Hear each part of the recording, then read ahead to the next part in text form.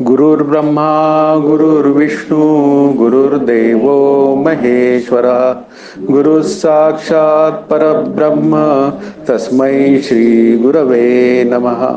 हरि ओम तत्सत. ज्ञानेश्वरीचा अभ्यास सुरू आहे आणि दुसरा अध्याय सुरू आहे. लक्षात एकच ठेवायचं आहे की माझा देह नंतर आत्मरूप मी या दोघांचं चिंतन होणार आहे. देहाविषयीचं जे विशेष अनुकूल प्रतिकूल चिंतन आहे की जे मला त्याच्या भरोश्यावर जीवन जगायचा विपरीत परिणाम गाजवतं माझ्या अंतःकरणावर, त्या जीवनाला मला थोडंसं बाजूला केलं पाहिजे. आणि विशेषत्वानी जे काय मी माझ्या देहासंबंधी जे भ्रम करून घेतलेले आहेत ते भ्रम माझे दूर झाले पाहिजेत. अर्जुनालाही असाच भ्रम झाला होता की मी मारणारा आणि ते मरणारे. या भ्रमावर खूप चिंतन भगवान श्रीकृष्णांनी केलं की मी मारणारा आणि ते मरणारे असं जे देहाच्या संबंधाने चिंतन होतंय ते केवळ येणारा जाणारा काही काळ टिकणारा या देहासंबंधी आहे. आणि या येणाऱ्या आणि जाणाऱ्या देहासंबंधीचं चिंतन आहे ते मला 100% सुखरूपता देऊ शकत नाही. आपला मूळ विचार काय आहे की मला आनंदाकडे निघून जायचं आहे. माझी सतत जी काय म्हणूया चळवळ असं म्हणूया किंवा माझ्या अंतःकरणाचा सतत ठेका काय आहे की मला घालमेल म्हणूया की मला माझ्या आनंदाकडे मी गेलो पाहिजे. आणि आनंद रूपतेत मात्र एकही घालमेल नाही. असं घालमेल नसलेलं जे काय तत्व आहे आणि आनंदाचं तत्व आहे ते मला कळलं पाहिजे. आणि ते जर कळून घ्यायचं असेल तर मग अनेक प्रकारे भगवंतानी त्याला ते सांगितलं आणि त्याच निमित्ताने आपल्यालाही सांगितलं. आणि ते कशाकरता सांगितलं की त्यांनी युद्धाला तयार व्हावं एक, आणि त्याच्या निमित्ताने मी अर्जुनाच्या ठिकाणी उभा राहिलो तर माझी देहबुद्धी निघून जावी म्हणजे बाधित व्हावी, ही त्यातली महत्त्वाची विचारधारा आहे. आणि ती तेवढी आपल्याला कळाली की मग आनंदाकडे जाण्याची आनंदरूपतेचा जो विचार आहे तो हळूहळू दुसऱ्या तरंगाच्या निमित्ताने शेवटी होणार आहे की आत्मा कसा आहे, तो सद्रूप आहे, चिद्रूप आहे, आनंदरूप आहे. मग त्या संबंधी समजून सांगणाऱ्या ओव्या या येतील. दुसऱ्या अध्यायाचं महत्त्वाचं लक्षण काय आहे की दुसऱ्या अध्यायातच आनंदरूपता सांगून भगवंतानी पूर्ण केली. पण लक्षात आलं की नाही, दुसऱ्या अध्यायातही अर्जुन अजून युद्धाला उभा राहायला तयार नाहीये. मग पुढे तिसरा अध्याय तयार झाला आणि आत्ताची ओवी जी आहे आपली 133वी ती तेच सांगतीये. देखे सारा सार विचारिता भ्रांती ते पाही असारता तरी सार ते स्वभावता नित्य जाणे. देखे सार सार विचारिता म्हणजे सार आणि असार असा जर का विचार केला, देखे म्हणजे बघ. आता अर्जुनाला ते काय म्हणतात, बघ तू जर का सार आणि असार असा जर विचार केला, भ्रांती ते पाही असारता म्हणजे ही जी भ्रांती आणि भ्रम जो आहे की देह सत्यत्वाचा तो काय आहे, तो आसाराच्या बाजूचा आहे. सार आणि आसाराचा विचार केला तर आत्मा सार आहे आणि देह नंतर हे भासणारं जगत हे आसार आहे. सार असार विवेक जेव्हा आपल्यासमोर बोलला जातो त्यावेळी तो हेच सांगतात आपल्याला की एक आत्माच तेवढा सत्य असून ते सोडून बाकी सगळं कसं आहे, विनाशी आहे, जन्माला येतं, काही काळ टिकतं आणि कालांतराने निघून जातं. म्हणून भ्रांती ते पाही असारता तरी सार ते स्वभावता नित्य जाणे. आणि मग जे सार आहे ते मात्र कसं आहे, ते आजही आहे, कालही आहे आणि उद्याही आहे. आहेची भाषा आहे. आपल्या देहासंदर्भात काय बोललं जातं, काल नव्हता, आज आहे आणि उद्या नसेल. म्हणजे तिन्ही काळात कसं आहे, नसेन दोनदा आहे आणि असेन मात्र केव्हा आहे, मध्येच आहे. आता मध्ये जे काय आहे, नसेन पहिल्यांदी आहे आणि पुन्हा गेल्यावरही या जन्मातला देह नसेल. मग मध्ये काय आहे, मध्ये भ्रांतीच आहे. म्हणजे असण्याची जी काय आहे ती भ्रांतीच आहे. पण वास्तवात नसणं आणि असणं जे काय मी चिंतन केलं आत्ता ते केवळ आपल्या देहाला धरून केलं. वास्तविक जे असणं आहे, आपल्याला सतत काय पाहिजे, सुख पाहिजे म्हणजे सुखरूपता पाहिजे. तर मग असण्याची जी प्रक्रिया आहे ती त्रिकालाबाधित असण्याची आहे. आणि त्रिकालाबाधित जे असणं आहे ते आत्मस्वरूपाकडचं आहे आणि तेच साररूप आहे.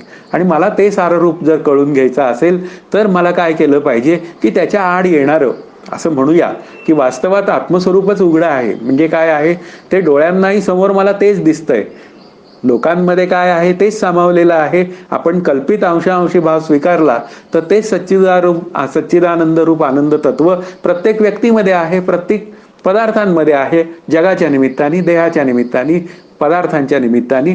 मग हे मला कळूनच घ्यायचं असेल तर मग माझ्या अंतःकरणावर जे जणू काही भ्रांतीचं सावट आलेलं आहे, ते सावट काय सांगतं की तू स्वतःला काय समजतोय अर्जुना, की ते मारणारे मी मारणारा आहे आणि ते मरणारे आहेत. पण सारतः विचार केला म्हणजे तत्वतः विचार केला तर ते जे काय तू मारणार आहे ना, ते तत्व म्हणजे काय आहे, ते 5 महाभूतांनी बनलेलं, 3 गुणांनी बनलेलं असं अष्टधा प्रकृतीचं शरीर जे आहे ते तू मारणार आहेस. वास्तविक आत्मा तू मारूही शकत नाही, कारण मारायचं जर असेल तर आपल्याला ती मारायची जी वस्तू आहे ती सावयव साकार असावी लागते.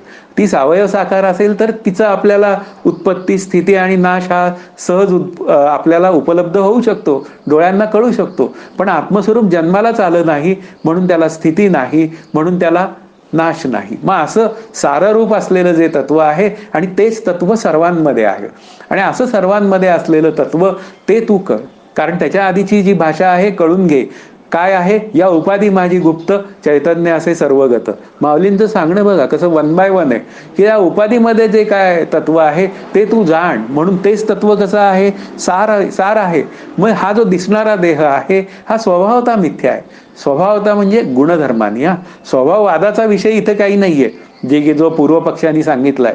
तर स्वभावता याचा अर्थ की त्याचे जर तू गुणधर्म बघितले तर तो येतो, काही काळ टिकतो आणि जातो. मग जो येतं, टिकतं आणि जातं ते मिथ्या असतं. आणि मिथ्या शब्दाचा अर्थ काय, बाधितानुवृत्तीने आपण त्याचा विचार करू शकतो की जेवढ्या म्हणून मिथ्या वस्तू आपल्या समोर येतात तेवढ्या वस्तू आपल्या अंतःकरणातनं त्यांच्या संबंधी चाललेले विचार आपल्याला दूर ठेवण्याची व्यवस्था आहे. एक लक्षात ठेवता येतं की काही पदार्थ हे माझ्या अंतःकरणात बसलेले असतात आणि काही पदार्थ माझ्या अंतःकरणात नसतात.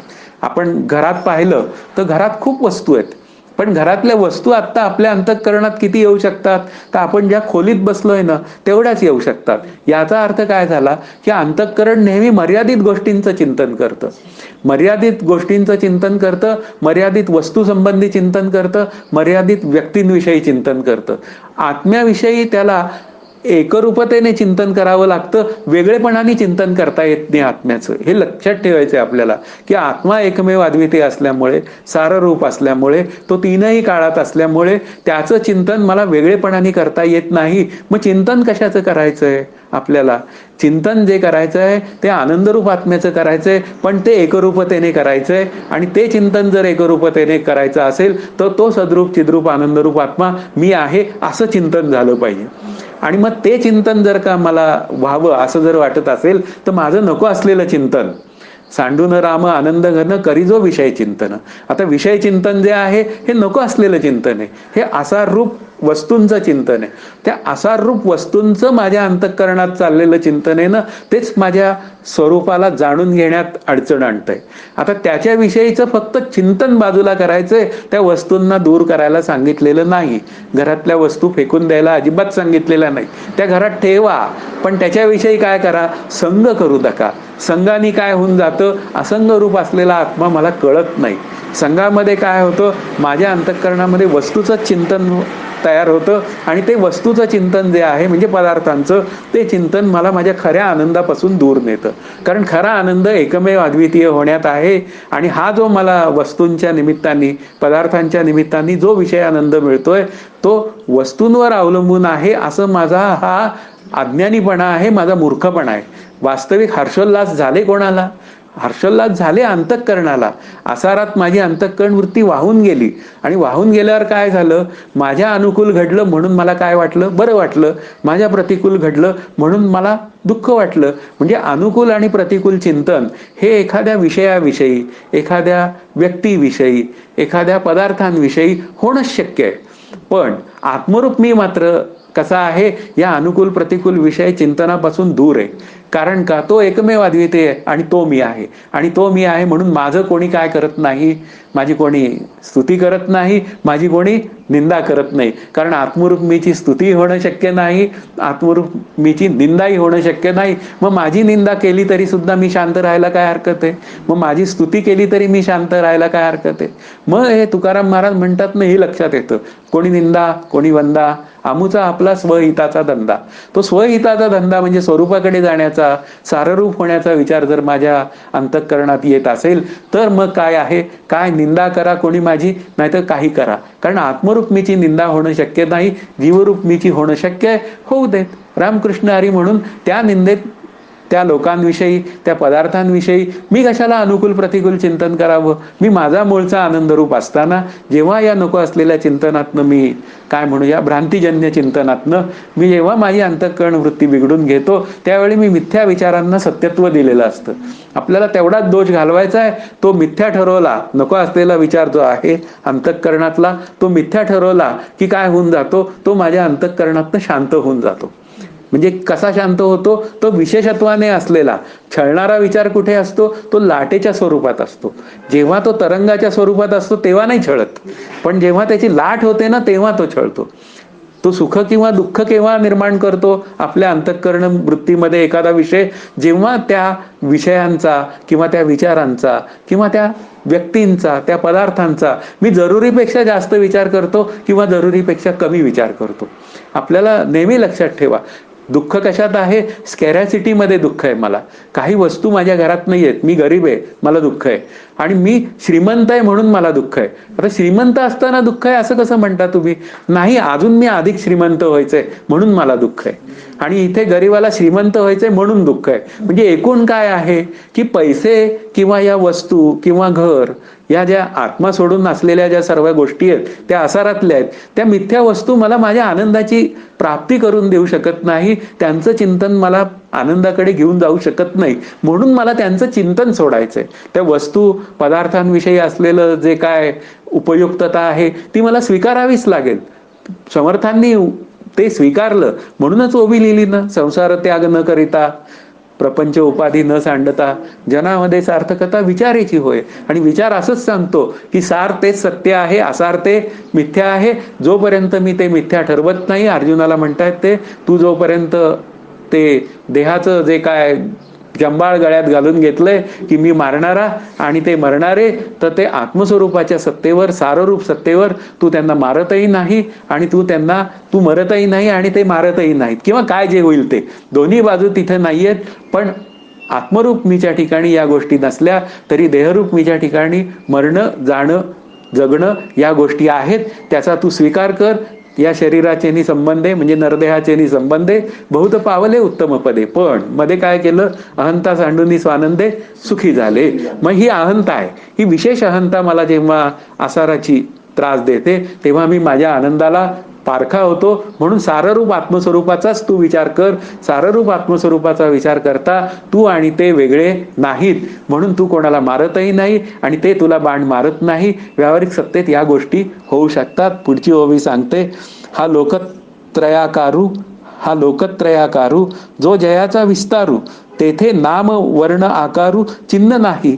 हा लोकत्रयाकारू, आता हा जो काय त्रैलोक्याचा आपण म्हणूया आकार आहे, तो जयाचा विस्तारू. आता तो कोणाचा विस्तार आहे, तर तो मायाविशिष्ट ईश्वराने केलेला विस्तार आहे. म्हणजे त्या ईश्वराचा तो विस्तार आहे. तेथ नाम वर्ण आकारू चिन्ह नाही.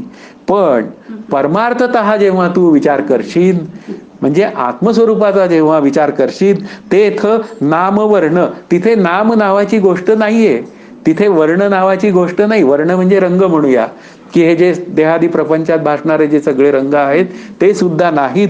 तेथे आकार सुद्धा नाहीत.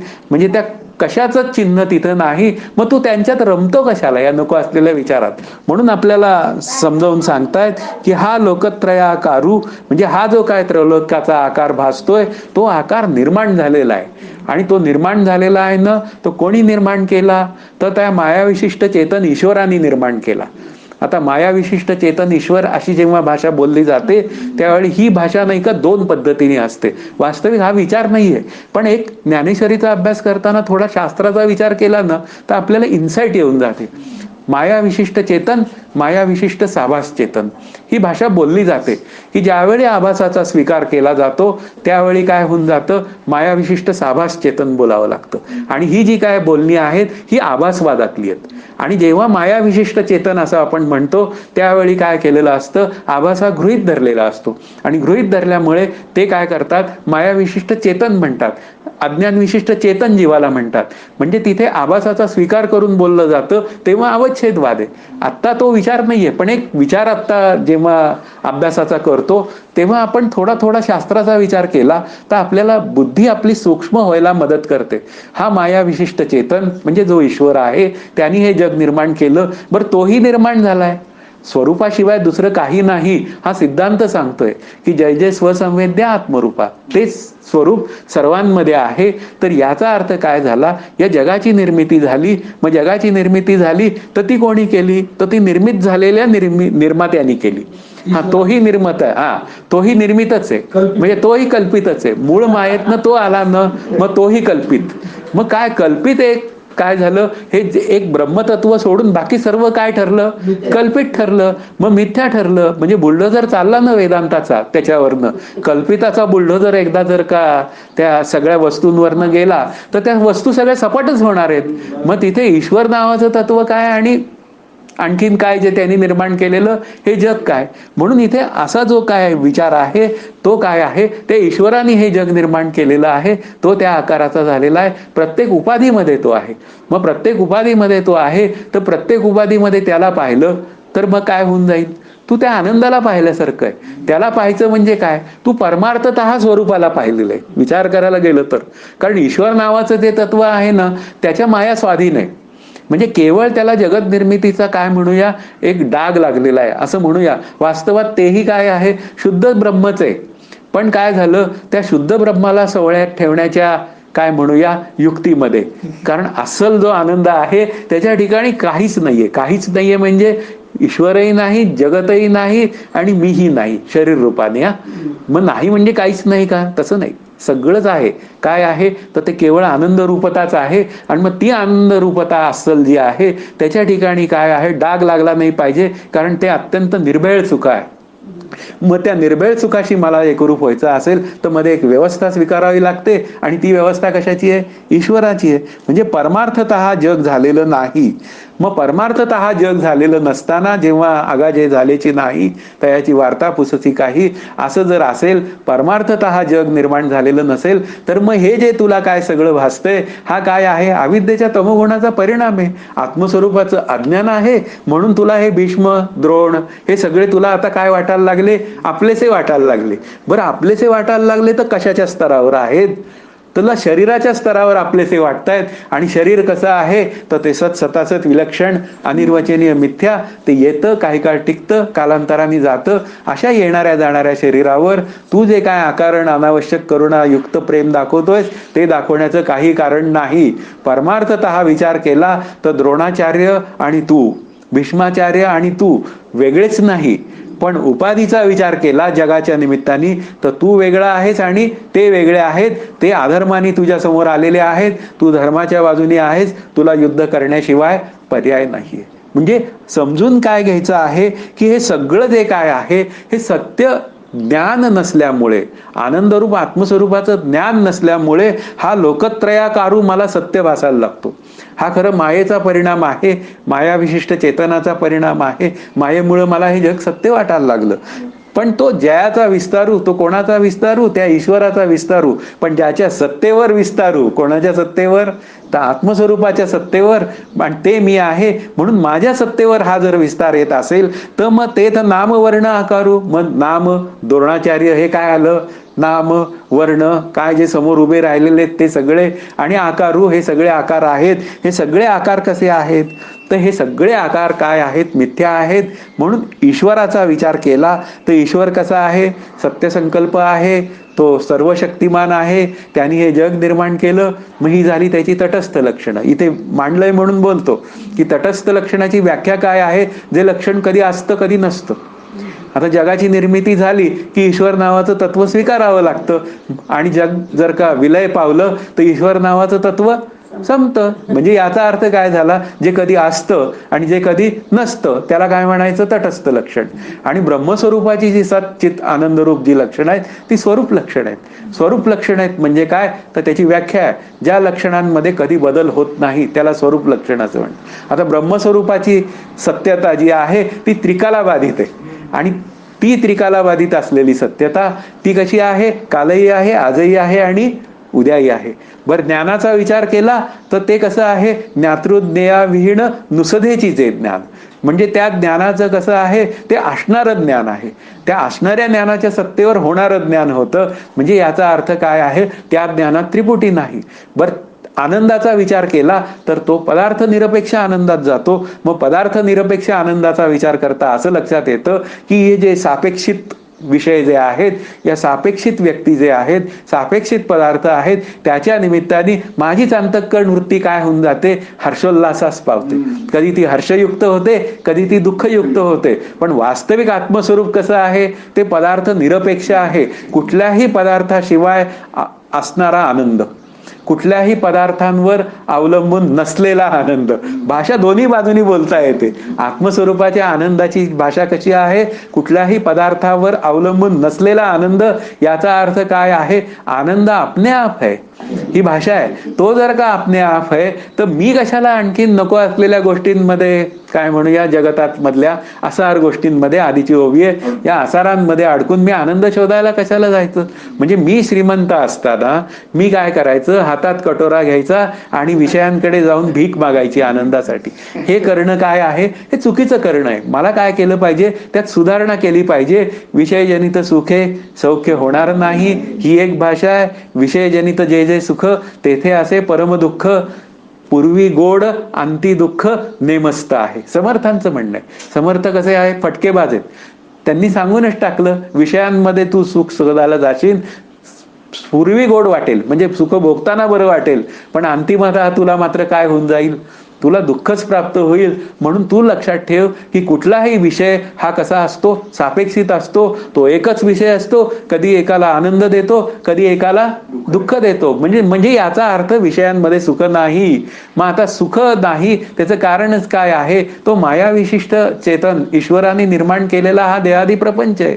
आणि त्या देहादी प्रपंचामध्ये एक त्यांनी मांडणीच करून ठेवली आहे की कर्माची फळं द्यायला पाहिजेत. प्रत्येकाची कर्माची फळं कशी आहेत, शुभ आहेत आणि अशुभ आहेत. शुभ कर्माचं फळ आनंदाकडे जाणारं, अशुभ कर्माचं फळ दुःख देणारं. पुन्हा तुकाराम महाराज, सुख पाहता जवा पाडे दुःख पर्वता एवढे. सुखाचे प्रसंग थोडे आणि दुःखाचे प्रसंग जास्त, पण सुखरूप आत्मस्वरूपाच्या ठिकाणी सुखही नाही आणि दुःखही नाही. हे आपल्याला कळालं तर मग काय आहे, आपण समजावून घ्यायचं की इथे नाम वर्ण आकार किंवा हा देहादी प्रपंच परमार्थतः म्हणजे आत्मस्वरूपाच्या ठिकाणी नाही. तो आत्मा मी आहे. मग आहेच तर कसा आहे, तर तो मिथ्या आहे. वरती सांगितलं आसार आहे. मग आसार आहे तर त्याच्यामध्ये तू जास्त डोकावू नको. जरुरीपेक्षा जितकी जरुरी आहे तेवढा कर. किती कर, 35%, पास होण्यापुरता. आणि उरलेला 65% काय कर, परमार्थात लक्ष घाल. म्हणून जेवढं आपल्याला नोकरी काय जे काय आहे, अर्जुनाचा विचार भगवंत आणि अर्जुन बघून घेतील. पण प्रत्येक ओवी मी मला लावली पाहिजे. भगवंत ते अर्जुन त्याचं तो जाणे. ते 18व्या अध्यायात ते होतील मोकळे दोघं, पण आपण जागेवरच राहू. तसं नको घडायला. आपल्याला बाजूला व्हायचंय. म्हणजे काय आहे, नको असलेल्या विचारातनं आसारातनं बाजूला व्हायचंय. तुम्ही म्हणाल सारखं काय मीला जोडतो, आणि मीला जोडलं नाही तर करायचं काय, हा एक पुढचा प्रश्न आहे. माझे श्रीगुरु म्हणतात, हा प्रथम पुरुषी परमार्थाची माझे श्रीगुरु नेहमी काय करतात, पाठराखण करतात. अदरवाईज तर अर्जुन आणि आपण भगवान श्रीकृष्णाचा विचार केला तर झाला द्वितीय पुरुषी परमार्थ किंवा तृतीय पुरुषी झाला. ते त्या भगवंतानी काय केलं, अर्जुनाला गीता सांगितली. भगवंत भगवंताच्या जागी, अर्जुन अर्जुनाच्या जागी, आणि मी माझं काही नाही, मी आहे तसाच. असं नको व्हायला. माझ्यात बदल घडवायचा असेल तर हा विचार आपल्याला ओवीचा असा सांगतो, तो तसा करणीय आहे. पुढची तिसरी ओवी असं सांगते, जो सर्वदा सर्वगतू जन्मक्षयाती तू तया केली आहे घातू कदा नोहे. म्हणून जो सर्वदा सर्वगतू म्हणजे जो म्हणजे कोण, पुन्हा स्वरूपच. कारण ज्ञानदेवांचा जो शब्द आहे ना, तो आत्मस्वरूपाच्या भाषेत आहे. ज्ञानदेवांची तुम्ही 65 पाहिली ना, त्याच्यामध्ये सुद्धा आहे, बहु जव जव होये तव तव काहीच न होय. काहीच न होणी आहे अवघाची जो. आता हा जो आहे ना, तर हा जो हा स्वरूप हा शब्द सांगतो. म्हणून हा जो सर्व काळ आहे, जो सर्वदा सर्वगतू, म्हणजे तो काय आहे, सर्व काळ आहे, त्याला कालमर्यादा नाही, सर्वगत.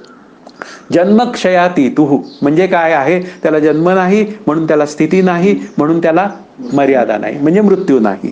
तया केली ही घातू कदा नव्हे, त्याचा घात करता येणं शक्यच नाही. आणि तो मी आहे म्हणून माझा घात कोण करणार?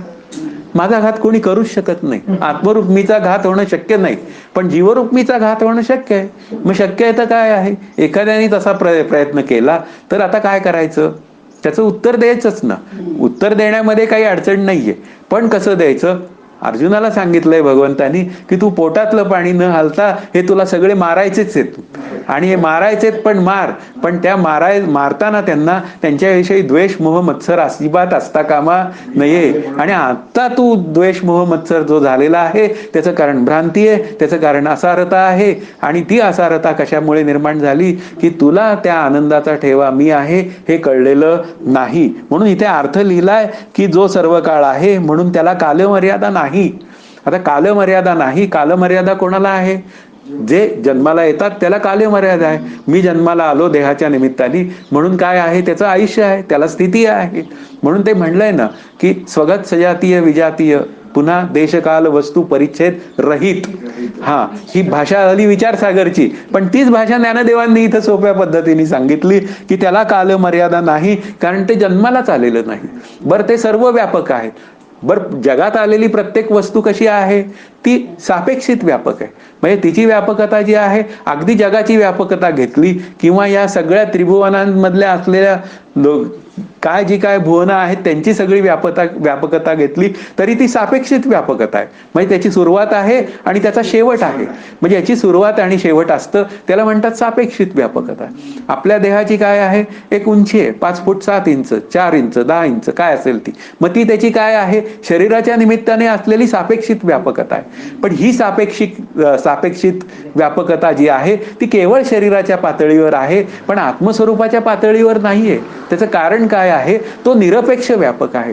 निरपेक्ष व्यापक आहे, ज्याचा जन्म झाला, ज्याला स्थिती आहे, ज्याला शेवट आहे, त्याची व्यापकता सापेक्षित आहे. पण ज्याचा जन्मच झालेला नाही, अजर अमर अशा आत्मतत्वाला जन्म नाही म्हणून स्थिती नाही म्हणून त्याला शेवट नाही, म्हणून ते निरपेक्ष व्यापक आहे. जय जय वो शुद्धे उदारे प्रसिद्धे.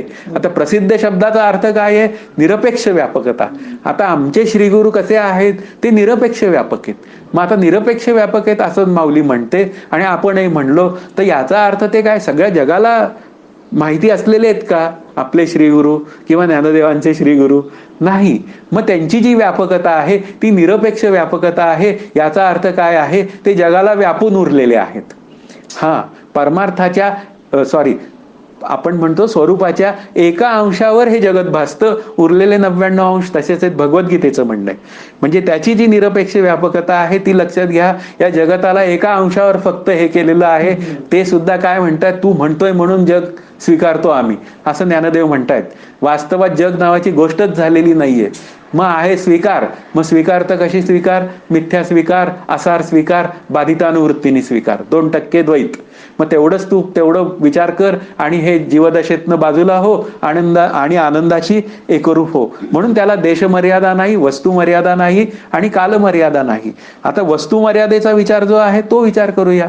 आता वस्तूंचं कसं आहे की वस्तूंचा विचार करतो आपण तेव्हा कसं असतात वस्तूंचा, आता उदाहरणार्थ घट घेतला आणि उदाहरणार्थ पट घेतला किंवा खुर्ची घेतली आणि पुन्हा एक मोठा काय म्हणूया पलंग घेतला. मग त्या खुर्चीत पलंग नाही, पलंगात खुर्ची नाही. म्हणजे याचा अर्थ काय आहे, प्रत्येकामध्ये काय आहे, अन्योन्य भाव संबंध आहे.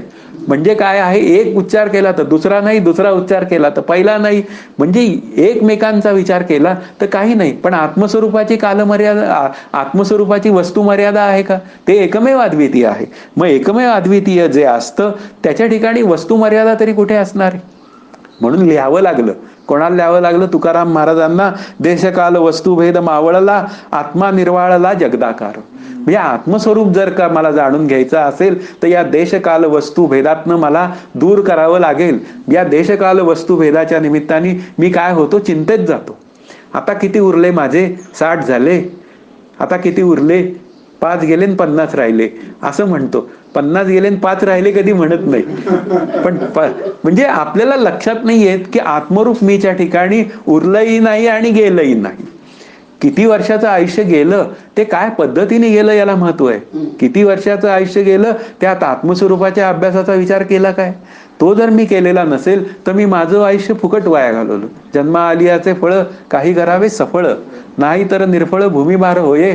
मी आलोय ते केवळ देहादी प्रपंच करण्यासाठी नाही या जगामध्ये, तर मला माझ्या आनंदाकडे जाण्यासाठी मी आलेलो आहे. मग ती गोष्ट सिद्ध न करता मी जर का निघून गेलो तर काय उपयोग आहे? म्हणून आत्मरूप मीचा अर्जुना कधीही नाश होणं शक्य नाहीये हे ते सांगतायत. म्हणून त्या दृष्टीने ही लोक मरणार नाहीयेत. तू जरी यांना मारलं तर ते देहाच्या स्वरूपात त्यांचं जाणं येणं आहे, आत्मस्वरूपाच्या ठिकाणी जाणंही नाही आणि येणंही नाही. आणि त्यांना मारणं का गरजेचं आहे? कारण ते अधर्माच्या बाजूने येत. म्हणून तू तुझं नियत कर्म कर. तसंच मला सांगतायत की ह्या 3 भेदांमध्ये तू अडकतोस, देशामध्ये अडकतोस, कधी कधी उंचीमध्ये अडकतो, कधी कधी रंगामध्ये अडकतो. रंग काळा असेल तर त्याला गोरेपणा हवा असतो, गोरेपणा असेल तर फॉरेनच्या लोकांना टॅनिंग करावं लागतं. का करावं लागतं? ज्याला जे आहे ना त्याच्याबद्दल तो समाधानीच नाही. असं का होतंय? त्याचं कारण स्वरूपाचा अनुभव नाही. जे आहे त्याच्यात तू आनंद मान, त्याचं भांडवल कर आणि त्याचं भांडवल करून आनंदाशी एकरूप हो ना. म्हणजे प्रत्येक ठिकाणी कितीतरी मर्यादा असू दे आपल्याला शरीराच्या निमित्ताने, पण त्या मर्यादांचा आपण उपयोग करून घेऊ शकतो. शरीराची मर्यादा आहे ना, काय मर्यादा आहे? समजा 5 फूट 8 इंच आहे. आता शरीरच जर का निरपेक्ष व्यापक झालं असतं, म्हणजे शरीरच मोठं झालं असतं, त्या शरीरात या मोठ्या शरीराला समजा आपण 50 फुटाचे झालो असतो आणि 10 फूट रुंद झालो असतो तर रस्त्यांची काय वाट लागली असती? म्हणजे व्यापकता जर ही अशी केली असती भगवंतानी तर त्या लोकसंख्येचं काय केलं असतं भगवंतानी? म्हणजे भगवंताला माहिती आहे की ती जी व्यापकता आहे ती शरीराच्या पातळीवर येणं शक्य नाहीये, पण शरीर बाधित करून येणं शक्य आहे. त्या शरीरात असतानाच जीवनमुक्तीचा जो विचार आहे ना तो त्या शरीरात असतानाचाच आहे, त्या शरीरातनं गेल्यानंतरचा नाहीये. उदारीचा विचार नाहीये. आज रोख आहे, ज्ञानदेवांकडे आलं ना तर आज रोख उद्या उदार. आज मुक्ती बोलतोय मी तुमच्या पुढे, असं ज्ञानदेव म्हणतात. म्हणजे याचा अर्थ काय आहे की जीवनमुक्ती जर मला मिळवायची असेल तर हे नको असलेलं प्रेम जे आहे ते मला सोडावं लागेल. म्हणून ही जी काय माझ्या शरीराची जी मर्यादा आहे ती कशी आहे? शरीराच्या निमित्ताने मी मर्यादित आहे, पण आत्मरूप मीच्या निमित्ताने मी कसा आहे? मी अमर्याद आहे. म्हणजे हे जे काय अमर्याद आणि मर्यादित तत्व आहे यांचा सुरेख मेळ जर का भगवंतानी घातला नसता आणि शरीराच्या ठिकाणी निरपेक्ष व्यापकता आली असती, म्हणजे ते जर मोठं झालं असतं व्यापक, तर काय झालं असतं? रामकृष्ण हरी. मग मनाचं तसंच आहे, मनालाही समजून घ्यावं. मग त्या मनाचा विचार काय आहे की मन कसं आहे? मन चंचल आहे, ते खूप काय आहे, एका क्षणात इथून कुठे जातं? त्या मुंबईच्या रिंगणात जातं, एका क्षणात दिल्लीच्या रिंगणात जातं. म्हणजे याचा अर्थ काय आहे? ते खूप असं जोरात आहे, ते अचपळ आहे, म्हणजे त्याचा स्पीड खूप आहे. पण आत्मस्वरूपाचा स्पीड किती आहे? आता कल्पित स्पीड, वास्तवात आत्मस्वरूप काय आहे? त्याला स्पीडच नाही. पण कल्पित विचार केला आपण तर ते मन माझं त्या दिल्लीला पोहोचण्याच्या आधी आत्मस्वरूप तिथं आहेच आहे. म्हणजे याचा अर्थ काय आहे? हे जे काय असणं जे काय आहे ते सापेक्षित मनाचं आहे, या सापेक्षित देहाचं आहे. ते सापेक्षित देहाचं असणं, ते सापेक्षित मनाचं असणं, ते सापेक्षित आणखीन काय माझ्या घराचं असणं, माझ्या वस्तूंचं असणं, माझ्या संपत्तीचं असणं, हे केवळ मला माझ्या आनंदाचा सुखाचा अनुभव देऊ शकत नाही. त्यातून माझी अंतःकरण वृत्ती जर का बाहेर पडली तर मग काय आहे? मला माझ्या खऱ्या आनंदाकडे ती घेऊनच जाते. कारण त्यातून ज्या अर्थी अंतःकरण वृत्ती बाहेर पडू शकते त्या अर्थी ते काय आहे? जिथून बाहेर पडू शकते त्या अर्थी ती अंतःकरण वृत्ती सुद्धा काय आहे? मिथ्या आहे. म्हणून मिथ्या अंतःकरण वृत्तीने खऱ्या आनंदाचा लाभ होण्याची काही व्यवस्था नाही. मग मिथ्या अंतःकरण वृत्ती नक्की काय करते की हे नको असलेले जे विचार आहेत ते शांत करते, हवे असलेल्या विचारांना वाव देते. आणि एक दिवस हवे असलेले विचार सुद्धा कसे आहेत? माईकच आहेत, पण संवादी माईक विचार सहज शांत होतात आणि ते आनंदाचा लाभ घडवून देतात. म्हणून इथे आपल्याला काय करायचं आहे की तो तत्वतः कोणाचा नाश करू शकत नाही अर्जुना, पण शरीराच्या निमित्ताने मात्र एखाद्याचा नाश होणं शक्य आहे आणि ते अधर्माच्या बाजूने असलेले असल्यामुळे तुला त्यांना मारण्याशिवाय पर्याय नाही, कारण तू धर्माच्या बाजूनी आहे म्हणून तुला उचित कर्म करण्या वाचून नाही पर्याय, तसाच मला उचित कर्म करण्या वाचून पर्याय नाही. आता माझं उचित कर्म काय? 60-70ला सगळ्यांबरोबर झालं, माझं आयुष्य गेलं निघून, सगळं गेलं. आता उरलेल्या आयुष्यात तरी झडझडणी वाहिला निघ. तू उरलेल्या आयुष्यात तरी आनंदाकडे जाण्याचा प्रयत्न कर. तू जर का आनंदाच्याकडे जाण्याचा प्रयत्न केला तर तुला ते स्वरूप प्राप्त होईल. कारण ज्या हेतूने अभ्यास होतो तेच मला मिळतं.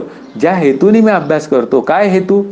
आपण एखादा आला तर आपण त्याला गप्पा मारतो, सगळं करतो, त्याच्या पुढे काय करतो? चहा देतो, पाणी देतो, सगळं देतो, आणि शेवटी काय विचारतो त्याला? काय हेतूने आपण येणं केलं? म्हणजे हेतू हा विषय काय आहे महत्वाचा आहे. हेतू म्हणजे कारण. मग आता इथे ज्यावेळी आपण अभ्यासाला बसतो त्यावेळी लोक आपल्याला विचारतात ना, काय हेतूने आपण जमलो इथं? तर मी मुक्त होण्याच्या हेतूने जमलो, आणि मुक्त होण्याच्या हेतूने जमलो असेल तर माझी जी गोष्ट आहे ती मुक्त इज इक्वल टू आनंद. म्हणजे ती आनंद रूपता मला प्राप्त करून घ्यायची असेल तर काय आहे, हा जो काय अन्योन्य भाव संबंध आहे किंवा देशकाल मर्यादा जी आहे ती केवळ जन्माला आल्या वस्तूंच्या बाबतीत आहे. त्यातनं माझी अंतःकरण वृत्ती काढायची आणि ती कुठे नेऊन ठेवायची? हरीच्या ठिकाणी न्यायची किंवा स्वरूपाच्या ठिकाणी. भाषा स्वरूपाची चालली म्हणून स्वरूपाच्या ठिकाणी न्यायची, आणि ती स्वरूपाच्या ठिकाणी घातली तर काय होऊन जाते? स्वरूपी घालिता बरे निर्विकल्प होय, ही समर्थांची भाषा आहे. स्वरूपात घालायला ती अंतःकरण वृत्ती तू गेलास तर हळूहळू जाता जाता काय होऊन जाईल? तू आणि अंतःकरण वृत्ती बाजूला होऊन जातील आणि केवळ जे काय आहे त्याचाच मला लाभ होईल. पुढची ओवी असं सांगते अशी की, आणि शरीर जात जात आघवे हे नाशवंत स्वभावे, म्हणून तू झुंजावे पण कुमारा. की अरे तू काय कर की, तुला आता सांगतो मी, हे शरीर जात आघवे, ही जगातलं सर्व शरीर आहे ही नष्टच होणार आहे. स्वभावता ही कशी आहेत? नष्टच होणार आहे. हे नाशवंत स्वभाव आहे. स्वभाव हे शब्दामध्ये काय आहे की त्यांचा गुणधर्मच आहे. आपण म्हणतो ना की प्रत्येकाचा एक गुणधर्म असतो. खेकड्यांचा गुणधर्म काय आहे? कोणाला वरच जाऊ द्यायचं नाही. खेकड्यांना जर का बाजूला जाऊ द्यायचं नसेल ते एका भांड्यात घालून ठेवायचे, ते कोणालाच वर जाऊ देणार नाही. हा त्यांचा गुणधर्म झाला. आता माझा गुणधर्म मी शोधावा की माझ्या अंतःकरणामध्ये माझं अंतःकरण कसं आहे? ते स्वरूपाकडे जाण्यासाठी सॉफ्ट आहे का? हा का त्या हा का आडवं लावतंय आनंदाकडे जाण्यापासून? आता ते आनंदाकडे जाण्यापासून आडवं लावत असेल तर माझ्यात आणि काय फरक उरला? म्हणून मी समजून घ्यायची गरज आहे की शरीर जे आता आगवे हे नाशवंत स्वभाव आहे. हे शरीर नावाचं जे तत्व आहे हे नाशवंतच आहे, म्हणजे याचा अर्थ त्याचा नाश पावणारच आहे. असं नाश पावणारा असताना हे तुला स्वभावता जर का कळतंय, म्हणजे यांचा गुणधर्मच नाश पावण्याचा आहे, तर मग तुला युद्ध करायला काय अडचण आहे? मग तसंच माझं आहे. हे शरीर जर माझं जाणार असेल तर जे जाणारं जे आहे तत्व त्याला मी कवटाळून बसण्यात काय अर्थ आहे? कितीही कवटाळलं तरी सुद्धा काय आहे, ते एक दिवस जाणारच आहे ना. मग असं काही तत्व आहे का ती येतही नाही आणि जातही नाही? मग त्या तत्वाचा तू विचार कर. आपल्याला अर्जुनाला समजून सांगण्याचं निमित्त काय आहे की त्याला शरीर सत्यत्व भ्रांतीतनं दूर करायचं आणि युद्ध करायला लावायचं. आणि आपल्याला काय करायचंय? शरीर सत्यत्व भ्रांतीतनं बाजूला व्हायचंय आणि आत्मस्वरूपाशी एकरूप व्हायचंय. आत्ता काही युद्धाचा प्रसंग आपल्या जीवनात नाहीये सध्या. म्हणजे फिजिकली जाऊन काही युद्ध करायचं नाहीये बॉर्डरवर, पण अंतःकरणामध्ये आहे ना युद्ध. हा, रात्रंदिवन आम्हा युद्धाचा प्रसंग असं म्हणतायत. म्हणजे माझ्या अंतःकरण वृत्तीमध्ये युद्ध चालू आहे ना. सतत माझी अंतःकरण वृत्ती काय म्हणते? मी करता. आणि आत्मरूप मी काय आहे? हा करता.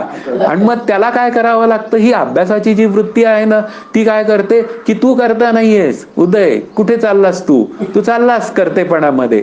करता झालास की भोगता होशील, आणि मग करता भोगत्यातनं काय मिळेल तुला? सुखदुःख मिळेल. मग तू काय आहेस? अकर्ता आहे. मग त्या विचारांना वाहून जाऊ नको. त्या विचारांमध्ये तुझं जे अंतःकरणाच्या निमित्ताने वाहून जाणं चाललंय त्याला जरा थांबव. हा, ब्रेक लाव.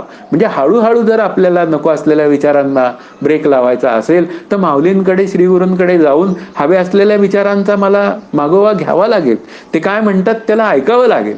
श्रीगुरूंकडे जाण्याचं कारणच काय आहे? ती काय ट्रिप आहे का? मुरगुडात जाणं ही ट्रिप नाहीये. आपल्याला मुरगुडात जायचं असेल तर त्यांचे विचार घेऊन यावे लागतील. त्यांचे विचार मी घेऊन आलो ना तर काय आहे? सफलता आहे. म्हणजे जे जाणं माझं काय झालं? सफल झालं. ते विचार आले, त्या विचारांचा मी आता पाठपुरावा करीन, ही काय आहे त्या तिथे जाण्याची सफलता आहे. अदरवाईज काय आहे, ते जाणं येणं काय होऊन जातं, तर खेटा होऊन जातो. काय होऊन जातं, एक वर्षाला खेटा होऊन जातो की जा तिथे जा, मग जाऊन परत घरी या, मग तिथे बरं वाटलं, इथे वाईट वाटलं. असं का बरं सारखं होतं? तिथंही तेच आहे आणि इथंही तेच तत्व आहे. हां, श्री गुरु काका माझ्याबरोबर सुद्धा आत्ता आहेत. आता पांडुरंगाचं म्हणणं काय आहे, त्या ज्ञानदेवांचं म्हणणं पांडुरंगाच्या संदर्भात काय आहे, जेथे जातो तेथे तू माझा सांगाती. म्हणजे मी जिथं जिथं आहे तिथे तिथं तू पण आहे. मग आणि पुन्हा पुढची भाषा काय आहे, तू आणि मी वेगळा नाही. मग आता तू आणि मी वेगळा नाही, तर मग ही शरीरं कशी झाली, हे वेगळे पण कुठे ठरलं, या शरीराच्या निमित्ताने ठरलं. मग शरीर कसं आहे, नाशवंत आहे. मग त्या नाशवंताचा तू काय कर, बाध कर, ते शरीर असतानाच. महत्वाचं काय आहे, ते शरीर असतानाच तू ते शरीर काय आहे नाहीचा निश्चय कर. शरीराचे व्यवहार करतानाच काय कर, ते मी करतो असा विचार करूच नको. ते व्यवहार तू जेव्हा जेव्हा मी करतो असा विचार करशील, तेव्हा तुला काय होऊन जाईल, दुःख होईल. म्हणून या सगळ्या नको असलेल्या गोष्टीतनं तू काय कर, या 6 प्रमाणांना 5 ज्ञानेंद्रियांना न कळणारं जे तत्व आहे, त्यांना कळत नाही ना. मग कळत नाही तर तसं पाहायला जाऊ नको. मग तसं पाहायला जाऊ नको, तर ते आत्मतत्व कळून घेण्यासाठी तुला या नको असलेल्या विचारांचा निचरा करावा लागेल. पुढच्या श्लोकाच्या निमित्ताने पुढची ओवी अशी आली आहे, तू धरोनी देह अभिमानाते, दिठी सुनी शरीराते, मी मारिता हे मरते म्हणतू आहासी. तू धरोनी देहाभिमानाते, काय सोप्या होव्यात, कळलं तर आपल्याला खूप सहज कळणारी गोष्ट आहे. तू धरुनी देहाभिमानाते, याचा अर्थ काय झालाय, तुझ्या अंतःकरणात मी देह आहे हा अभिमान तयार झालेला आहे. हा मी देह म्हणून मी करता, म्हणून मी भोगता, म्हणून मी मारणारा, म्हणून ते मरणारे झालं, असा तो अभिमान तयार झाला ना. वास्तविक काय आहे, देहाभिमान कसा आहे, देहाभिमान मिथ्या आहे. देहाभिमान जो आहे तो या देहासंदर्भात आहे. कुठल्या स्थूल देहासंदर्भात विचार जे करतं ते सूक्ष्म देह. म्हणजे याचा अर्थ काय आहे की स्थूल देह आणि सूक्ष्म देह जन्माला आले. ज्यावेळी आपण जन्माला आलो त्यावेळी मनही जन्माला आलं. म्हणजे याचा अर्थ काय झाला, मन सुद्धा कसं आहे, मिथ्या आहे. आणि मग त्यांनी विचार केलेला सुद्धा लक्षात घ्यायला तर तोही मिथ्या. मग तू मारणं हे सुद्धा काय आहे, मिथ्याच आहे. तू काही त्यांना मारितच नाही, कारण स्वरूपतः ते मरतही नाहीत आणि ते मारतही नाहीत. मग असं जर का असेल, ते तुला मारत नाही, तू त्यांना मारत नाही, मग आता हे जे काय मारणं आणि मरणं चाललंय, हे कसं चाललंय, हे कल्पितातलं युद्ध आहे. हा, कल्पितातलं युद्ध आहे. तुला व्यवहार सत्य वाटतोय म्हणून तुला ही भ्रांती झाली आहे. तर तू काय आहे, तू स्वतःच्या देहाच्या ठिकाणी मी असा अभिमान ठेवून दुसऱ्याच्या शरीरावर हे माझे आहेत अशी दृष्टी ठेवून मी मारणारा आणि हे मरणारे हे माझे लोक, ते तुमचे लोक. आता काय झालं, हे माझे पांडवांच्या बाजूने आहेत ते माझे, आणि हे समोरचे जे आहेत ते तुमचे, म्हणजे त्या दुर्योधनाच्या बाजूचे. पण त्यांच्यातही माझे आहेत. कोण आहेत, द्रोणाचार्य आहेत, हेही आहेत, तेही आहेत.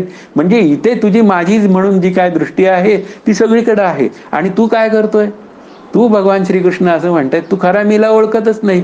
तुझ्या समोर आहे खरा मी, कुठे आहे खरा मी, तुझ्या समोर आहे. हा, पाहायला गेलं तर काय आहे, तो सगुण भगवान श्रीकृष्ण आणि निर्गुण भगवान श्रीकृष्ण दोन्ही एकरूपच आहे. खरा मी समोर असताना तू काय करतो, तू खोट्या मीच्या नावाने रडतोय. याला काय अर्थ म्हणावा. म्हणून तुझं हे रडणं जे काय आहे हे बाष्कळ आहे, चालणार नाही. इथे भगवान श्रीकृष्णाने अर्जुनाला सांगितलं की तू हे जे काय देहाभिमान धरून याच्या काय गोष्टी करतोय शरीराच्या निमित्ताने, त्या सगळ्या देहाभिमानाच्या निमित्ताने होणाऱ्या गोष्टी तुला तुझ्या आनंदापासून दूर नेतात. तुला तुझ्या युद्ध करण्यापासून काय करतायत, त्या दूर नेतायत, परावृत्त करतायत. तर ते जे काय आहे करणं हे चुकीचं आहे. म्हणून तू काय आहे, तू मारणारा नाहीस आणि ते मरणारेही नाहीत स्वरूपाच्या स्तरावर. पण देहाच्या स्तरावर जरी का विचार करायला गेलं तर भगवंत म्हणतो तू कोण लागून गेलास, मीच हे अगोदर मारलेले आहेत, पुढे म्हणणार आहे तो. फक्त तुला काय देतोय, चान्स देतोय. तू घे चान्स आणि हो काम तुझं बाजूला करून बाजूला, म्हणजे तू तुझ्या आनंदाकडे निघून जाशील. म्हणून आपल्याला काय करायचंय, श्री गुरूंनी काय सांगितलं, तुला हा ग्रंथ वाच, बाकीचं तू काही कटकट घालू नकोस. तुला जेवढं सांगितलंय ना वाच, त्याचं मनन कर, त्याचं चिंतन कर आणि आनंदाशी एकरूप हो, बाजूला हो. पण ते माझं जमत नाही. मला हा सांगितला, तू मला तो सांगितला. अरे उपयोग काय? मला जो सांगितला तो माझ्या अंतःकरणाला अनुकूल सांगितला, यांना सांगितला तो त्यांच्या अंतःकरणाला अनुकूल सांगितला. एखाद्याची बुद्धी शार्प असेल त्याला पंचदशी सांगतात, एखाद्याची बुद्धी जरा सामान्य असेल माझ्यासारख्याची त्याला ज्ञानेश्वरी सांगतात. मग त्यांनी ज्ञानेश्वरीचा अभ्यास करावा. आता इथे ज्ञानेश्वरी सांगायला मला बसवलंय त्यांनी. कशासाठी बसवलंय? ते माझ्या अभ्यासासाठी. तुम्ही इथं बसलात ते कशासाठी? ते तुमच्या अभ्यासासाठी. म्हणजे एकूण काय आहे, अभ्यास घडणं महत्वाचं आहे, मुक्त होणं महत्वाचं आहे. मग हे एवढं जर का करायचं असेल तर तू तिथे मीपणा कशाला आणतोस? अभ्यासच जर करायचा असेल तर सामान्य मी मध्ये अभ्यास होऊ शकतो ना. व्यवहार सत्यत्वाने मी मध्ये झाला पाहिजे अशी काही भगवंताची हे नाहीये. मी जर का अकर्तेपणा घेऊन जर व्यवहार केला तरी व्यवहार होण्याची व्यवस्था आहे.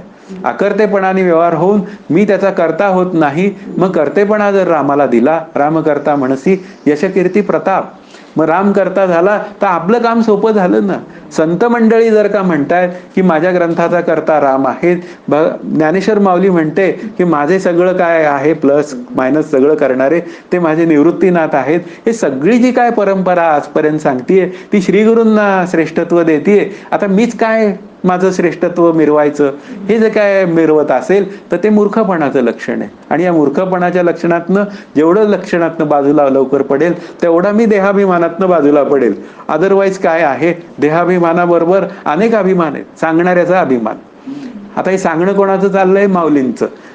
कुठून चोरी झाली? पार्वती आणि शंकरापासून. म्हणजे हे सगळं जे काय तत्वज्ञान आहे हे सगळं मी तत्वज्ञान सांगतोय त्या सगळ्या श्रीगुरूंनी सांगितलेलं. आणि पुन्हा आता म्हणतोय काय? ज्ञानेश्वरी मी सांगतोय. हा, तुमचे वर्ग कुठे चालू आहेत? आमचे वर्ग धायरीत चालू आहेत. तुमचे म्हणजे कोण? मग माझे नाहीत, आमचे. म्हणजे इतकं असतं. आपल्याला अभिमान किती असतो आपल्याला कळत नाही. वर्ग कोणाचा? वर्ग माऊलींच्या ज्ञानेश्वरीचा. म्हणजे इतका जो देहाभिमान माझ्या अंतःकरणात चिकटलेला आहे तो विशेषत्वानी, त्याला मी दूर करत नाही तोपर्यंत माझं हे अंतःकरण विशिष्ट असलेलं जे काय जीवन आहे नको असलेलं ते जाणार कसं? मला ते घालवायचं असेल तर हा देहाभिमान नावाची गोष्ट आहे ती बाजूला ठेवली पाहिजे. पुढची ओवी असं सांगते, तरी अर्जुना तू हे नेणसी, जरी तत्वता विचारिसी, तरी वदिता तू नव्हेसी हे वद्य नव्हे ती. तरी अर्जुना हे तू नेणसी, या दोन्हीतला अंतर कळतच नाहीये. मी मारणारा आणि ते मरणारे, या दोन्हीत अंतर आहे. तू मारणाराही नाहीस आणि ते मरणारेही नाहीत. हे जरी तत्वता विचारिसी, म्हणजे तत्वता शब्दाचा अर्थ आहे स्वरूपाचा. जरी स्वरूपाचा विचार केला तरी वदिता तू नव्हेसी हे वद्य नव्हे ती. म्हणजे तू वध करणारा आणि त्यांचा वध होणारे असं नाहीच. कारण स्वरूपाच्या सत्तेवर कोणी कोणाचा वध करूच शकत नाही. पुढे येणारे नैनन चिंदंती शस्त्राणी वगैरे, आता तोच विचार क्लिअरन्स चाललाय. पण अर्जुना तुला हे दोन्हीतील अंतर कळत नाही. जर खरोखर विचार करशील तर तू मारणाराही नाहीस आणि ते मरणारही नाहीत. मग आता मरणाराही नाही मरणारही नाहीत तर मग आता करायचं काय? तुला जे सांगितलंय तेवढं करायचं. कोण सांगतोय? मी सांगतोय. म्हणजे कोण? भगवान श्रीकृष्ण. भगवान श्रीकृष्णाला त्यांनी ओळखलेलंच नव्हतं म्हणूनच काय चाललेलं होतं, त्याच्या बरोबर भगवंताबरोबर तो हुज्जत घालत होता. माझंही असंच होतं. श्रीगुरु मला काय सांगतात हे मला कळतच नाही आणि मी आपलं तिसरंच विचारित बसतो. ही हुज्जतच आहे एक प्रकारे, की वास्तवात जे सांगितलंय त्याचा पाठपुरावा करून पाहावा आणि त्या पाठपुरावा केल्यानंतर मला तसा आनंदाचा विचार माझा प्रगल्भ होतोय की नाही हे बघावं. Just do it. आपल्याला जे काय सांगितलंय ना ते करावं, करून पाहावं. मग असं हे लक्षात आलं ना तर मग काय होऊन जातं, मला माझ्या आनंदाकडे जाणं शक्य होतं. म्हणून एक लक्षात ठेव अर्जुना, की तू काय कर, की तत्वतः मात्र तू मारणाराही नाहीस आणि ते मरणाराही नाही. म्हणजे स्वरूपाच्या दृष्टीने विचार केला तर ते एकमेव अद्वितीय असल्यामुळे त्याला आकार नाही, ते निराकार असल्यामुळे त्याच्यामध्ये विकार नसल्यामुळे ते मरतही नाही, कारण ते जन्माला आलं नाही म्हणून त्याला स्थिती नाही, म्हणून त्याचा वधही होणं शक्य नाही. एवढं जरी तुला कळालं तरी आता काय करू शकतोस? तू युद्धाची तयारी करू शकतो. त्याचप्रमाणे माझ्या देहाचा काय होत नाही, माझा वध कोणी करणं शक्य नाही. म्हणजे कोणी वध केला तरी सुद्धा, किंवा समोर यमदेव आला आणि तो म्हणला आता तुझं आयुष्य इथे संपलेलं आहे, मी तुला न्यायला आलेलो आहे. पण आत्मरूप मीशी एकरूपता माझी साधलेली असेल तर मी त्याला सांगू शकतो की तू स्वरूपतः मला नेऊ शकत नाहीस. मग तू काय कर, तू शरीराला नेऊ शकतो, नाहीतरी तुझं तेच काम आहे, तुला कुठे दुसरं काम आहे. इतकं सहज शांतपणे आपण बोलू शकतो. तू तुझं काम कर, मी माझं काम करतो. अशा पद्धतीने मी माझं जीवन आनंदाने जगू शकतो.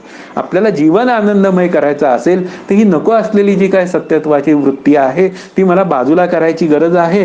पुढे आता असं म्हणतायत की तैसी हे जाण माया, तू भ्रमतू आहासी वाया, शस्त्रे हाणीतलिया छाया, जैसी अंगी न रूपे. त्याच्या आधीची ओबी अशी सांगते की स्वप्नातले पदार्थ जे असतात ते स्वप्नातच खरे वाटतात. ते जेव्हा डोळे उघडे होतात झोपेतनं त्यावेळी स्वप्नातले पदार्थ निघून जातात. मग ते वास्तवात होते काय?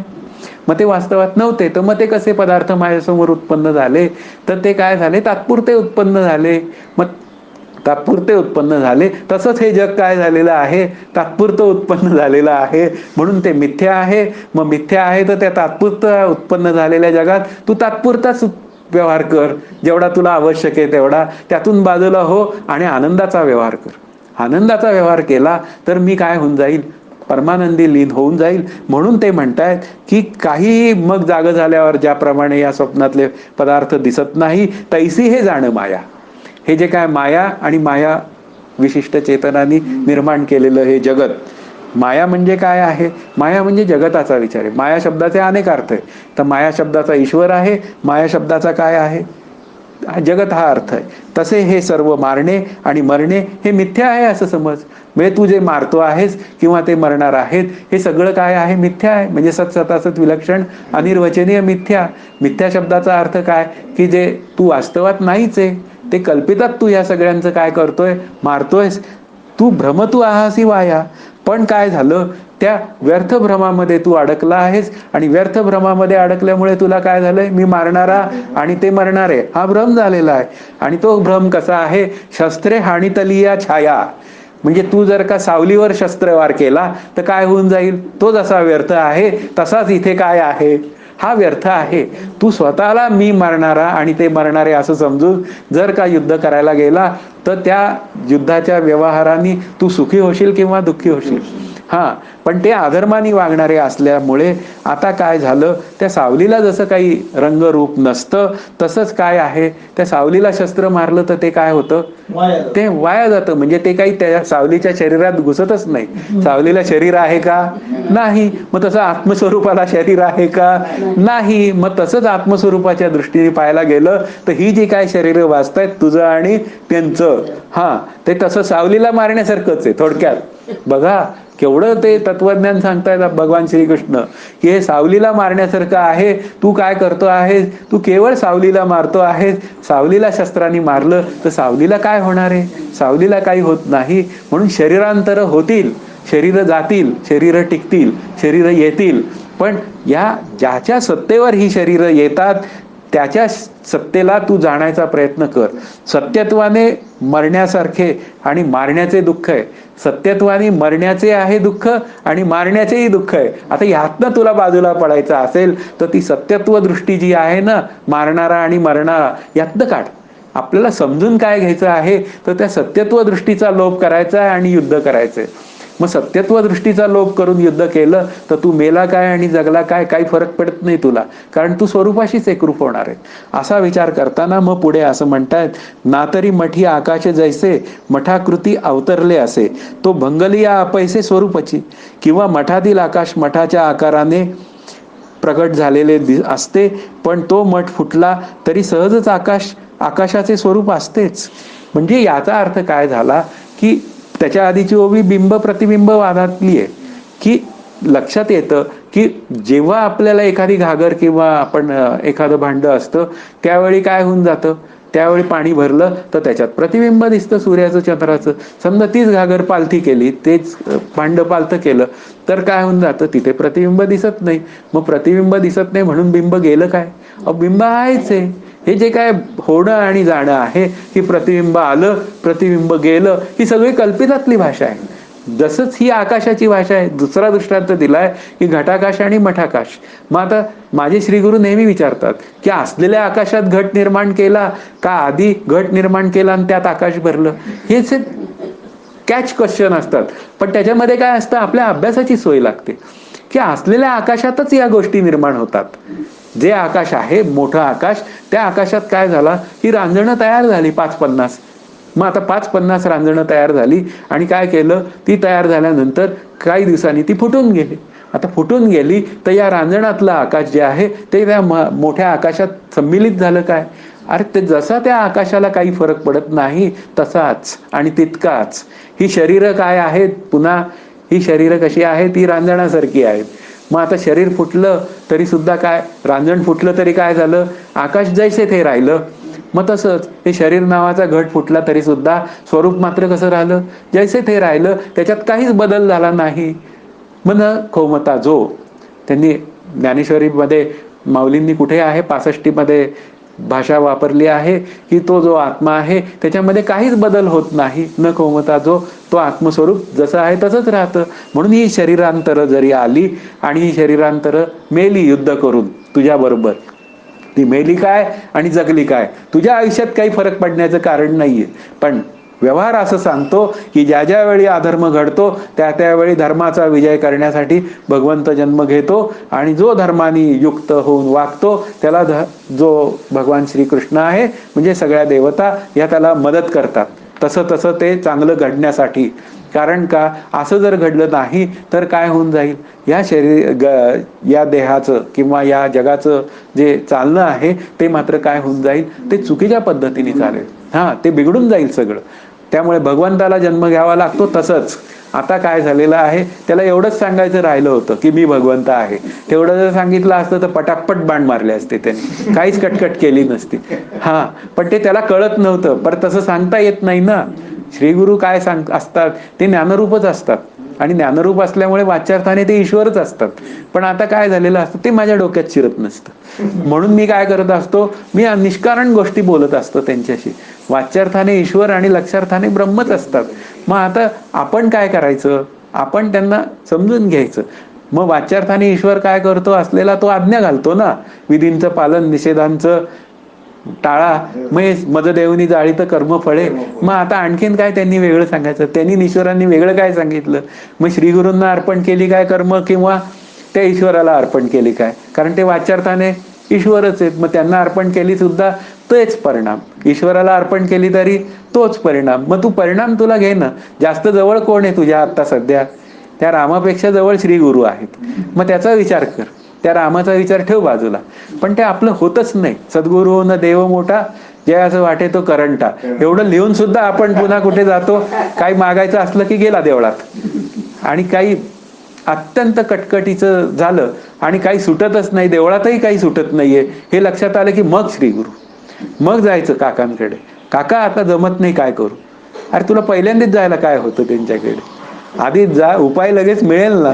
तर देवळातला देव काही बोलत नाही आणि हा देव बोलतोय, त्याच्याकडे माझी जायची तयारी नसते.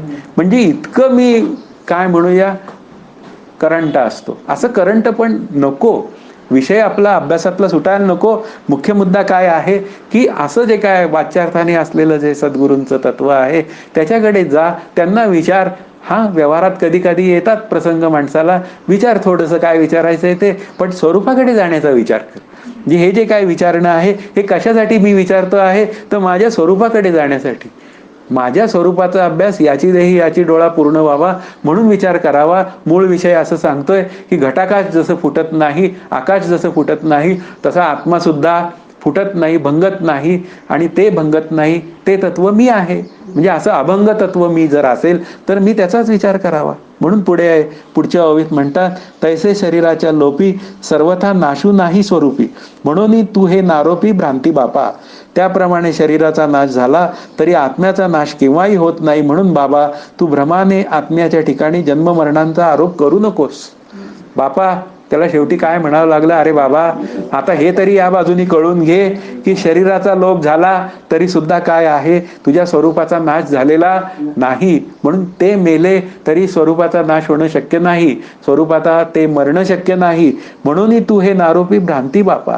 म्हणून ती ही जी भ्रांती आहे तुझी जन्म मरणांची, त्याचा आरोप तू काय करतोयस, स्वरूपावर सत्यत्वानी करतोय. तो आरोप बंद कर तू पहिला. तो आरोप जर बंद केला तर तू काय करशील, युद्धाला लगेच तयार होशील. कारण तू मारणारही नाहीस आणि ते मरणारही नाहीत. मग आता तू काय कर, या आत्म्याच्या ठिकाणी जी जन्म मरणाची भ्रांती आहे ती दूर कर. मग ती दूर करायची असेल तर काय करावं लागेल, या शरीराला आपल्याला मिथ्या ठरवावं लागेल. सत विलक्षण, सतच्या लक्षणांची जुळत नाही. सत त्रिकाला बाधित, देह कसा आहे, गेला, मध्ये आधे आला गेला, नाही म्हणावा तर भासतो, म्हणून अनिर्वचनीय, ज्याच्या संबंधी काही बोलता येत नाही. माणसाबद्दल असंच असतं, आपण म्हणतो ना, त्याच्याबद्दल काही धड बोलता येत नाही, तो काय करील याचा नेम नाही. मग हे झालं. स्वरूपाबद्दल असं काही बोलता येत आहे का, तो काय करील, अहो तर करण्याचंच शक्य नाही. बर, करणं न करणं हे स्वरूपाच्या बाबतीत शक्य नाही, पण त्याच्या सत्तेवर सगळं घडतं. सत्ता त्याचीच, मग त्याचीच सत्ता आहे आणि तीच मी आहे. मग सत्ता कोणाची, माझी. म्हणून जन्म मरण कोणाचे, शरीराचे, माझे नाही. माझे म्हणले की सुख दुःख आलं, आणि शरीराचे म्हणलं की कसं झालं, लांब झालं. असं थोडं जरा लांब लांब ठेवायला बघावं. शरीराची भ्रांती कशी आहे ती आपण चिकटवून घेतो, आणि चिकटवून घेतली की काय करतं, ती माझ्या अंतःकरणामध्ये अतिशय जवळ येतं.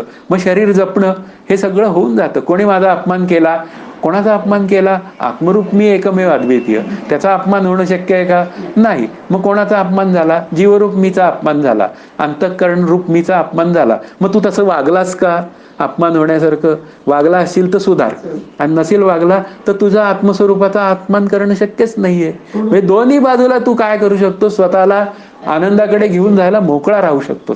म्हणून हे शरीरांतर जी आहेत ती होतील राहतील, पण तरी सुद्धा आत्मस्वरूप मात्र आहे आहे आणि आहे. म्हणून त्याच्या ठिकाणी तू काय कर, आनंदाचा विचार कर, आणि तिथेच तुझं लक्ष केंद्रित कर. म्हणून काय कर, त्या आत्मस्वरूपावर या जन्म मरण रूप संसाराचा किंवा जन्म मरण रूप असणाऱ्या देहादी प्रपंचाचा अजिबात आरोप करू नकोस. सत्यत्वाने, मिथ्यत्वाने कर. मिथ्यत्वाने केलास तर तू त्याच्यापासून कसा राहशील, कायम डिटॅच राहशील. शरीर नावाचं जे तत्व आहे ते काय आहे, जितके दिवस जगायचे तितके दिवस जगेल, पण त्या जगण्याचा आणि आत्मरूप मीच्या असण्याचा काही संबंध नाही. आत्मरूप मी काय आहे, जन्माला चालेल नाही, म्हणून त्याला स्थिती नाही, म्हणून त्याला मरण नाही. म्हणून माझ्या वयाचा किती झालं, निदान 80 तरी जगलं पाहिजे. 80 जगल नाही तर 85 जगल, काही फरक नाही आयुष्यामध्ये. आपण काय आहे, आत्मरूप मीनी मात्र काय आहोत, बांधलो गेलेलो आहोत आनंदाच्या ठिकाणी. तिथे जन्मही नाही, तिथं त्याला वय नाही, मग तिथं त्याला स्थिती नाही. म्हणून हे सगळं स्थितीच्या संदर्भातलं विशेषत्व आपल्याला नेहमी लक्षात ठेवायचंय. देहाची आत्महत्या करायला नाही सांगितली, त्याच्या विशेषत्वाचा अंतःकरणतः त्याग झाला पाहिजे. अंतःकरणात असलेलं जे नको असलेलं ज्या वृत्तींचं लक्षण आहे, की ज्या वृत्ती मला काय करतात, या देहादी प्रपंचात गुंतवतात, त्या गुंतवण्यातनं बाजूला पडायचं, त्या गुंत्यातनं बाजूला पडायचंय. नातेसंबंधाचे काय असतात, गुंते असतात. म्हणून काय होतं, मी आणि माझा मुलगा, माझं घर, माझी संपत्ती, हे सगळे माझे विषय जे आहेत ते काय आहेत, मी आणि माझे, ऐसी आठवण विसरले जयाचे अंतःकरण, पार्था तो संन्यासी जाणं निरंतर. म्हणजे मी आणि माझा जो जयघोष चालू आहे, तो माझा माणूस आहे, हा त्याचा माणूस आहे. अरे त्याचाच माझा काय आहे, व्यावहारिक सत्ता आहे, सगळेच जवळचे आहेत, सगळ्यांबरोबर प्रेमाने राहायला काय हरकत आहे. पण तसं होतच नाही माझं अंतःकरणात. त्याचं कारणच काय आहे, हे जन्म आणि मरण, नंतर हा जवळचा हा लांबचा, झाला जीवजीवातला भेद. नंतर प्रत्येक पदार्थांचं कसं, माझी गाडी तुमची गाडी, झाली सुरुवात.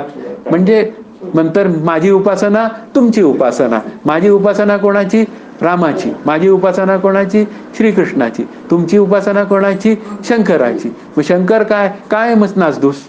म्हणजे शंकर म्हणजे काय माहित नाही, आणि राम म्हणजे काय माहित नाही. म्हणजे दोन्हीकडे काय आहे, गोंधळच गोंधळ. असं नाहीये. हे 12 प्रकारचे भेद जे आहेत त्याचा शास्त्रदृष्ट्या थोडा तरी विचार करावा, आणि त्या नको असलेल्या विचारातनं, मगाशी जसं देशकाल वस्तूचा विचार सांगितला तसाच स्वगत सजातीय विजातीय किंवा हे 5 जे भेद आहेत, जीव जगत आणि ईश्वर, मग त्याचा विचार करावा आणि त्यातून काय होऊन जावं, आनंदाकडे निघून जावं. कारण आत्मस्वरूपाच्या ठिकाणी भेदच नाहीये. मग भेदच नसेल तर तत्वदृष्ट्या माझ्यात आणि तुमच्यात काय आहे, अभेद आहे. पण उपाधी दृष्ट्या मात्र काय आहे, भेद आहे. तो केवळ व्यवहार घडावा म्हणून. आता व्यवहार सत्यत्वाने घडावा का मिथ्यत्वाने घडावा. आता व्यवहार सत्यत्वाने घडला तर काय होऊन जातं, सुख होतं आणि दुःख होतं. अर्जुनाचा प्रॉब्लेम तोच झाला, त्याला मारणारा आणि ते मरणारे असे झाले. असा का भेद झाला त्याच्या अंतःकरणात तयार, कारण तो प्रत्यक्ष शंकराला हरवून आलेला होता ना. त्यामुळे त्याला माहितीच होतं हे माझ्या पुढे टिकणार नाहीयेत कोणी, हे त्याला माहितीच होतं. म्हणून त्याला हा भ्रम झाला की ते कसे झाले, ते मरणारे आणि मी मारणारा. हा काय झालेला आहे, हा सुपेरिटी कॉम्प्लेक्स आहे त्याला पाहायला गेलं तर. मग तो सुपिरियरिटी कॉम्प्लेक्स घालवण्यासाठी भगवंताला सांगावं लागलं की हे कसं आहे, तू हे नारोपी म्हणजे तू हा आरोप झालेला आहे या देहाचा, या मनाचा, या सगळ्यांचा आरोप त्या आत्मस्वरूपावर झालेला आहे. वास्तविक आत्मा चेतन आहे आणि हे सगळं जे तू बोलतोयस ते सगळं अशाश्वत जड अचेतन आहे. दोघांचा संबंध वास्तवात येणं कधीही शक्य नाही. आलायसारखा जो वाटतोय तो कल्पित संबंध आहे आणि कल्पित संबंधालाच म्हणायचं मिथ्या संबंध. म्हणजे काय, असार संबंध किंवा काय भ्रमजन्य संबंध किंवा काय भ्रांतिजन्य संबंध.